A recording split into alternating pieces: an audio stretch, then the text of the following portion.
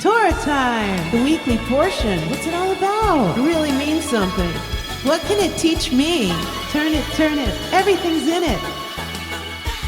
Hi, welcome to Torah time. So this week's portion is called Balak. And it's super interesting because it talks about our moral compass. Let me tell you why.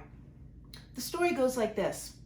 So Balak, who was the king of Moab, saw that the Israelites were camping in the plains of Moab.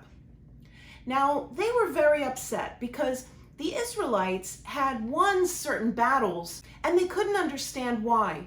Because the Israelites were a relatively small group of people as opposed to these armies that they came up against.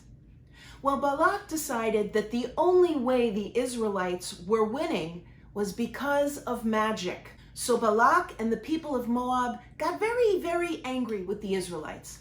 Well, Balak and the people of Moab decided to join forces with the city of Midian. Now, Balak, because he was convinced that the Israelites were only winning these wars because of magic, decided that the only way to be victorious over the Israelites was to cast a spell upon them. Use magic against their magic. Well, there was this guy named Balaam, and he was known to be, let's say, a magician.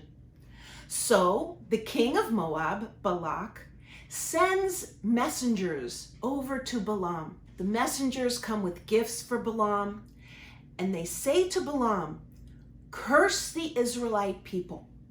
That is the message from our king. Well, Balaam says, "I'm going to listen to my God. And when my God speaks to me, I will let you know." So that night, Balaam hears the word of God. And God says, "Do not curse these people. They are blessed." Well, Balaam repeats that to the messengers. And let's just say they're persistent.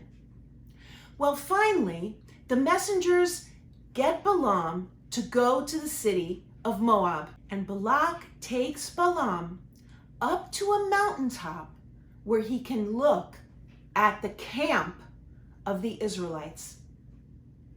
Balak has told Balaam, "I want you to curse these people."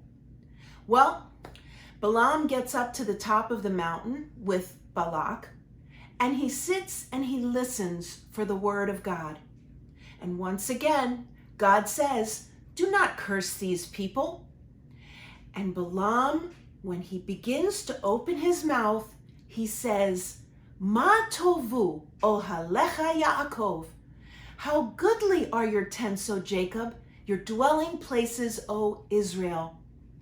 What does Balaam do? He blesses the children of Israel. Balak is very upset. But the point of the story is that Balaam followed his inner moral compass. Balak was asking Balaam over and over and over again to curse the people. But inside Balaam, he knew it wasn't the right thing to do.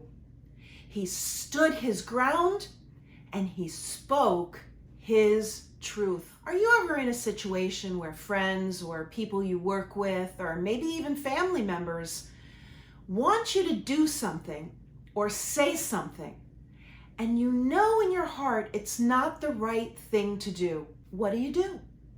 Do you go along with the people that are asking you to do or say this thing that you really don't believe? Or do you stand your ground? Check in with your inner moral compass and say, "No, that's not right for me." This is a question we can ask ourselves when we're faced with challenging situations. We always want to act with integrity. And I heard a wonderful definition of integrity. Integrity is doing the right thing when no one else is watching. When we do that, we can start to cultivate a deep feeling of self-confidence. Torah time! The weekly portion. What's it all about? It really means something. What can it teach me? Turn it, turn it. Everything's in it. When we listen to our moral compass, when we act with integrity, and when we build our self-esteem. That's our message for today. Thanks for dropping by for Torah Time. Bye-bye.